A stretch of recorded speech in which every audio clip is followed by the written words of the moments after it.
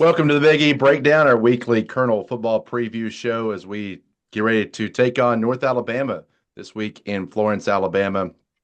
Our weekly preview show is brought to you by Kentucky 811 here on the Big E Breakdown. Greg, Jim, and Wes here with you. And guys, before we shift all of our focus on to UNA, let's recap the wild, crazy game, wild, crazy second half it was against Austin Peay. Yeah, tale of two halves, definitely. I broke down on Sunday the numbers of the first half and the numbers of the second half. And EKU's second half was tremendous offensively. Austin Peay's was not, and it was just a total turnaround. And you wonder if you don't get that pick six and that kick return, if it would have gotten away from EKU in the first half, but it didn't. And I think you give the win to adjustments at halftime and then execution in the second half.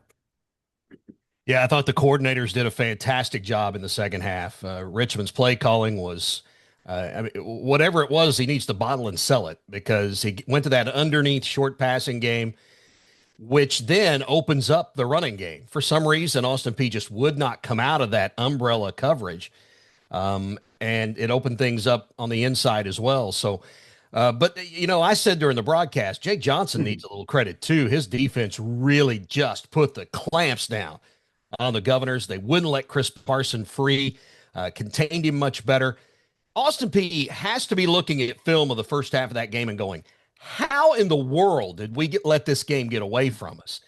On paper, the numbers, and watching it as well, it's like this team ought to be up 17 points at the end of the first half. But again, the EKU defense comes to rescue him, and the special teams plays a big part too. Austin Peay gets 20 points in the first half, 244 yards passing. In the second half, 0 points, 39 yards passing, 1 for 6 on third down conversions after going 7 of 10 in the first half.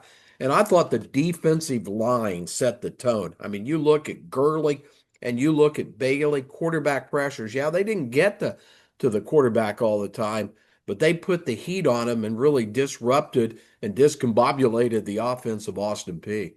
And they were doing that without extra rushers. I mean, a lot of times Colonels were going 3 down linemen, 4 down linemen, not bringing any extra pressure. It was just the front 4, the front 3 that were getting pressure on Parson. And what they did, they had linebackers under a little bit behind that were spying at all times. And if Parson even showed the slightest inclination that he was going to get out and run, they came up and made plays. I thought another thing too, Austin Peay kind of reverted back to something that has bugged them this season, and that's penalties.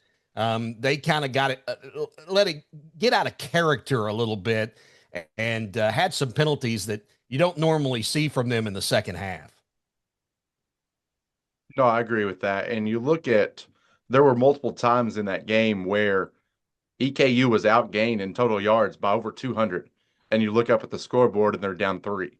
So you give a ton of credit to the defense. And obviously, TJ's 100-yard kickoff return was a huge spark. I felt like that was the spark that got everything started. But you got to give credit to the players for executing. But I agree with you guys. I think that game was won in large part due to the adjustments made in the locker room.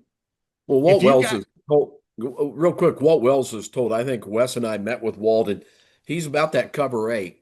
Like he believes in his front 3 and don't get beat deep. Now, it'll happen every so often, but between he and Jake, remember, everybody wanted Jake Johnson gone 2 years ago, and Walt stuck with him. He had some soul searching to do on a Sunday and a Monday, long conversation, and the head man made the right decision the way it looks, doesn't it? The one play I'm going to go back to, and it's probably not one that you're thinking about, but the one play I want to go back to and point out is possibly extremely pivotal. Right before the half, they stop Parson a yard outside of the end zone and force Austin Peay to kick a field goal to go into the locker room up 3 at halftime.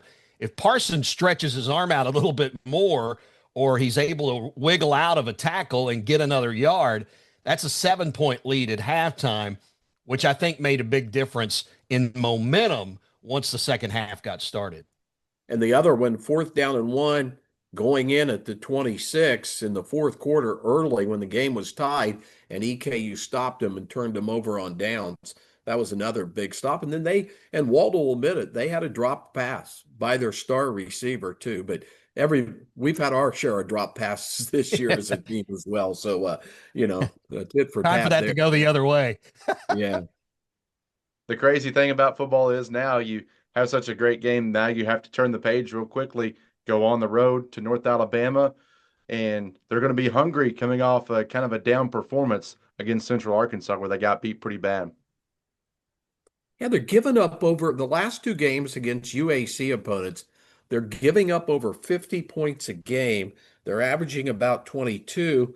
They've only won one game, and they lose to then number 4, now number 10, Illinois State of the Missouri Valley Football Conference on the road 3 games ago in double overtime. So, how do you square this team? Defensively, Jim, and I know you've taken a deep dive with their coach into this, but defensively, they're giving up a lot of numbers that don't look good, but offensively, they have a really good running back, a really good wide receiver, and they've used 5 different quarterbacks to have started. And we've got a guy that was at Kentucky and Colorado, another guy that's been at Appalachian State and New Mexico. They're transfer heavy all over the place. Stanford quarterback has been one of their starters. So they're a little bit of an enigma, aren't they, to figure out what kind of Lions team we're going to get Saturday? Well, I can tell you in my conversation with Coach Dearman, I've been cutting up the audio this morning, but we had a long conversation about injuries. They have just been killed with injuries this year, and they've had to go through so many quarterbacks. They do believe they get Dustin Wade, who is their number one quarterback. They do believe that they get him back for this weekend against Eastern, and that's got Dearman a little bit more pumped. He feels like with Wade back that they'll have more leadership at the quarterback spot. But they on the defensive side, Greg, the numbers you mentioned, it's been a revolving door. I should say a revolving stretcher. They have just had so many injuries. And remember that coming into this season, they lost their entire linebacking core. So they had to restock there. The injuries have forced them to play a lot of young guys on the defensive backfield. The secondaries has really been besieged by injuries. So they've got guys that they're putting in there that are gaining game experience for the first time. They started out the season, I thought, fairly well. They were playing well against SEMO. One possession game late. SEMO ends up winning by 9. Then you mentioned the Illinois State game. Remember, that game was a 6-hour game, had 2 lightning delays, 2 overtimes. He felt like his team was in a position to win, just couldn't get over the hump, especially when you're at Illinois State. So it was early in the season. There was promise. The injuries have really pushed back their timetable, forced them to take young players and get them game reps. I think in our conversation, which lasted probably 15 to 20 minutes, the term game reps came up around 130 times. Their passing yardage allowed is 7th worst among 129 teams at FCS. Rushing the last 3 games, teams have had success, averaging over 232 yards and giving up 8 touchdowns. EKU's not had a stellar passing offense or rushing game starting to get going. How do you think EKU can move the ball against this defense? I mean, do you feel confident there? Because the EKU defense is going to turn in a good performance. Well, recently they've lost the defensive lineman, starting defensive lineman, and Coach Dearman told me that he was done for the year. So they're going to be plugging some holes up front as well. I think they're a little more solid though up front.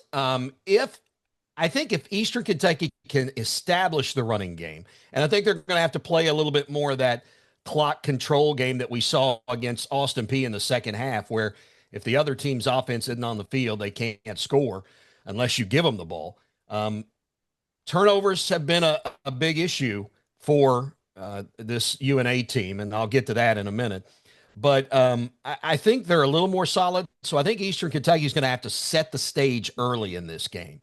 If they can get some guys into the second level, at that point, you're dealing with backup linebackers, or at least newly experienced linebackers. And then you're also dealing with a secondary that's just been Swiss cheese. So, yeah, they can have success, but I think it has to start early. I think they have to set the tone. If you let this defensive line of UNA kind of set the tone of this game, I think you're in trouble early on.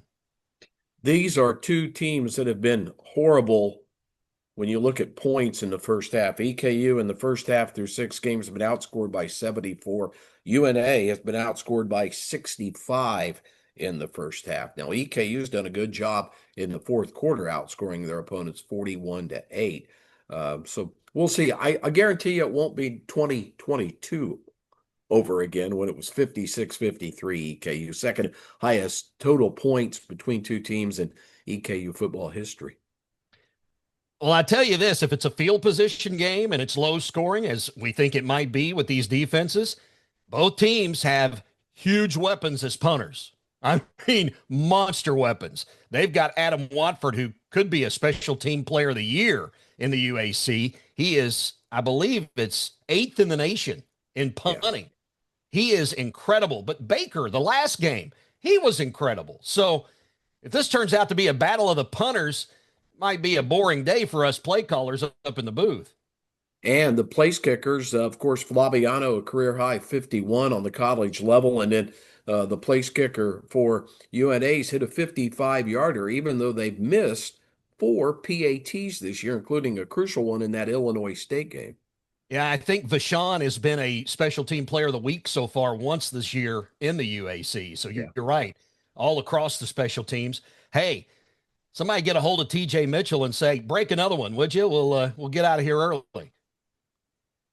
Yeah, he's got to do it again to equal Leon Brown, who had 2 100-yard kickoff returns in his career. I asked Mike Cador, who was back for Leon Hart's induction into the EKU Athletics Hall of Fame. Leon was his position coach and then offensive coordinator, and Cador has the school record for career kickoff return average at 30.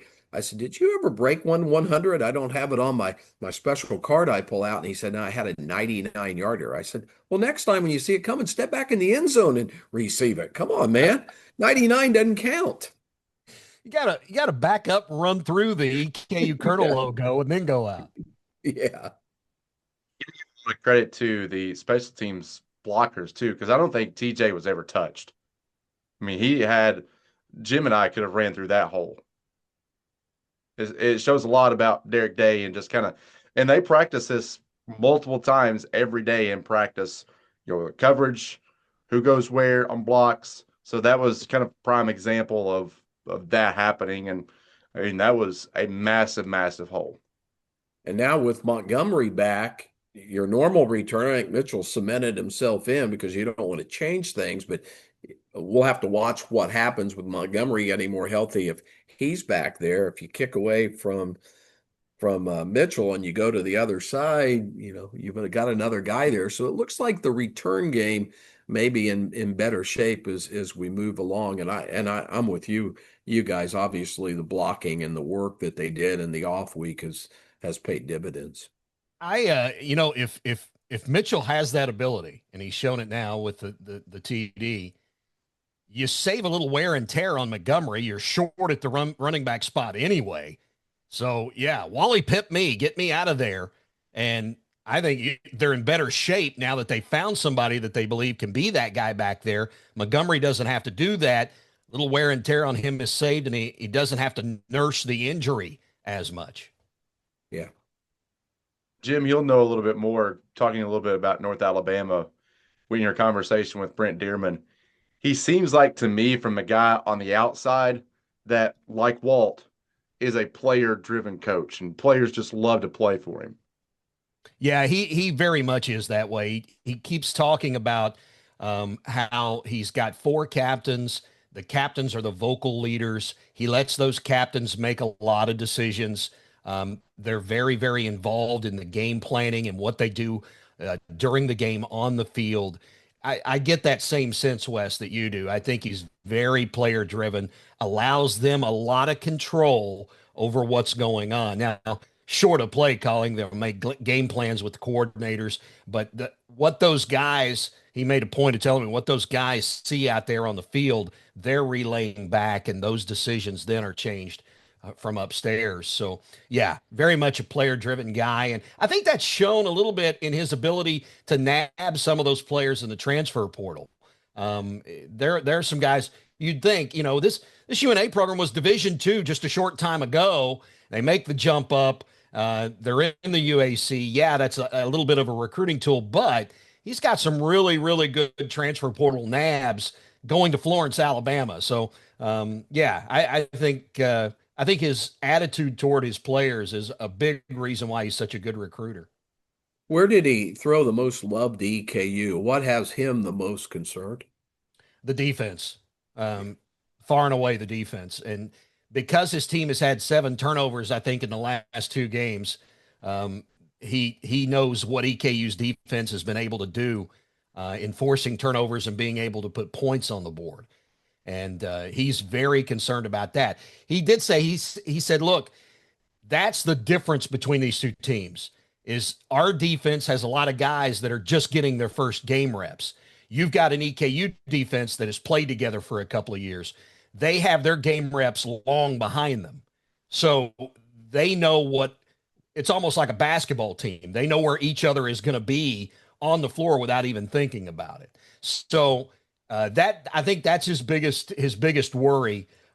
He did say, the running game of EKU is something we have to watch out for, but more of his comments were skewed toward the defense, especially with an injured quarterback that's coming back in. Yeah, he played, I think, some in the last game, but he's coming back in off injury, and they want to make sure they can protect him, not get him knocked out again. So he said we're going to have a job to do against that front line. Yeah, had a start for Kentucky, didn't he, in the bowl game against Iowa in the Music City Bowl.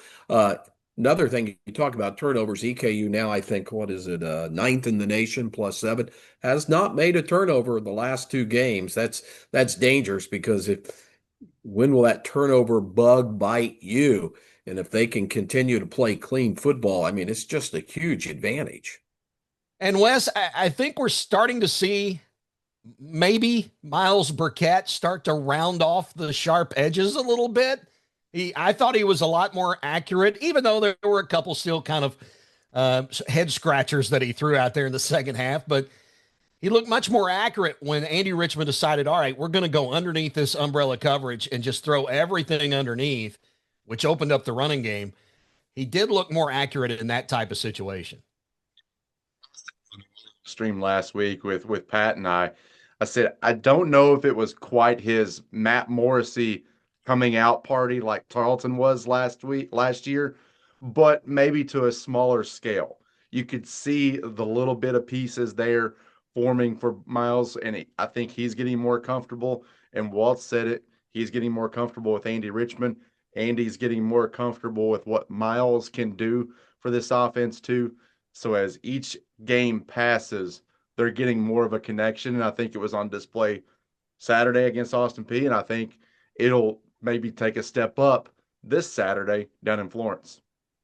75% passing completion rate, and considering that EKU as a team came into that game last in the country in pass percentage, they're no longer there. Yeah, definitely improvement. So EKU needs to win this game because after this are Tarleton and Abilene Christian at home, 2 top 15 teams in the country. So this schedule doesn't get any easier. One thing we're going to have to keep our eye on, guys, is penalties. This UNA team, 3rd from last nationally. They're averaging about 91 yards a game in penalties. And we saw EKU have a little bit of an issue in the second half. Of course, you had Tisdale that was kicked out in the first half. You had Gaines that was kicked out of the game. Things got testy. But both teams, I think, are going to have to cut down on penalties, or hope to, I think, in this matchup. Tisdale and Gaines will both be eligible to play in this one. The only way you get disqualified is targeting. So everything's good to go. All systems go, even though we'll get into this on game day. But there are a few little concerns, injuries offensively that we'll have to see. Need to wait and see how the week plays out completely, some game time decisions. But I think EKU, after kind of a rash of injuries early, lost Hintz, lost some guys preseason, lost Montgomery. Things have settled down. They've stayed pretty healthy, and give Billy Brown and his crew the sports performance and the training staff. I mean, EKU has kind of weathered the storm here halfway through this season. That's always a battle you face week in and week out because just the physicality of the game. All right, guys, as we get ready to wrap up, time for our question of the day. And it comes to us from Jake. It's pretty short and sweet. I like it. Who is the most underrated player on the team? Ooh. Is this Jake, the defensive coordinator, or Jake from State Farm? I don't know. Somebody else go. I got to think about Well, most underrated. I know it's not Jake, the defensive coordinator, because it says Jake L. Okay. I don't know what L stands for, but Jake L. I'm trying to. I'll go. You guys know my blue collar player of the game. I love those guys that bring their lunch pail. It's normally a tight end. I love Jackson Head from Austin P last week, but I think Jacoby Hughes could be one of those most underrated players. I think that if he can just kind of find his groove, that he could be one of those guys that breaks out. I love those tight ends, though, the ones that work really hard, stay in and block a lot of the time. They got to be ready to catch a pass underneath. So it's double duty for those guys, and I just love those types of guys. You talk about a It physical kind of specimen. Yeah, it kind of depends on how you see the word underrated. Uh, he's not underrated now, but coming into the season, you talked about Ziesmer and Bailey. You lose Rhino there. You lose, who's the other guy that we lost that was the good defensive lineman? I'm going to go Brad Gurley. I mean, I look at Gurley against Austin P. 3 tackles, a quarterback sack, 3 hurries. He leads the team in TFLs. He leads the team in quarterback sacks. He has a caused fumble. He's second in hurries. I just think, yeah, he's one of the stars now, but I don't think he was on our radar when you talked about Ziesmer and Bailey and even Gabe Fletcher coming into the season in probably the strongest position on the football team, which is defensive line. Yeah, started his career as a walk-on at Bowling Green, now starting at EKU. I'm going to go kind of along those same lines, Greg. I'm going to stay on the defense. I know he's not underrated from an EKU locker room standpoint, but to the casual fans out there, he may be a little bit underrated. I'm going to go Frank Lee. Oh yeah. His Well, ability, the scouts are seeing him a little bit. yeah, I mean, he may have a free agent shot. That's how well he's played. his ability to get in the backfield is uncanny. It is next level. So he's my He's pick. starting to remind me of Matt Jackson a little bit. His ability to nose out a play, be in the right spot at the right time. Matt had that uncoachable talent, and I'm starting to see that emerge a little bit with Frank Lee. Mm-hmm. He just seems to be in the right place at the right time. And he's And I bringing all was that of experience, years of experience too. I think, if I'm correct on this, I think he's 25. So he's got some years under his belt. he started playing his first college year was at Carson Newman in 2020. And remember, he had one injured year. The three was there. I was thinking, I also thought about Cam Jr. I thought about Caden Smith, who's kind of overtaken Braden Sullivan as your leading tackler in the linebacking core. So the whole defense has just performed all over the place. It's really been really fun to watch. And one more thing on that. You think about the two when they lost Tisdale second half and there were 244 yards of passing in the first half by Austin P. I'm like, oh no, this could get bad. They're going to test. Give Galva and Ingram and Taylor credit. I mean, do we Tagaloa miss Nelson. We didn't miss Tisdale in the second half, right? Yeah, I mean those guys really. And I thought they played a lot of zone, but Robinson dropping the one pass was probably a little bit of help, because that was a big play. It would have extended the drive. But real quick, Wes, unlike basketball, if you're kicked out of football, you don't have to stay in the locker room. You can come back out and be on the sidelines. And so Tisdale turned into a coach, especially for Galva, according to Walt Wells. And he was able to display some of that knowledge to DJ as well. All right, that's our question of the day. Thanks, Jake, for bringing us that. If you have a question for next week's show, email us at ekusportsnet@gmail.com, and we will get to it for next week's show. All right, guys, we are on the air at 6 o'clock down in Florence, Alabama, Eastern Time for the Colonels and Lions of North Alabama. All right, we'll talk to you down in Florence, Alabama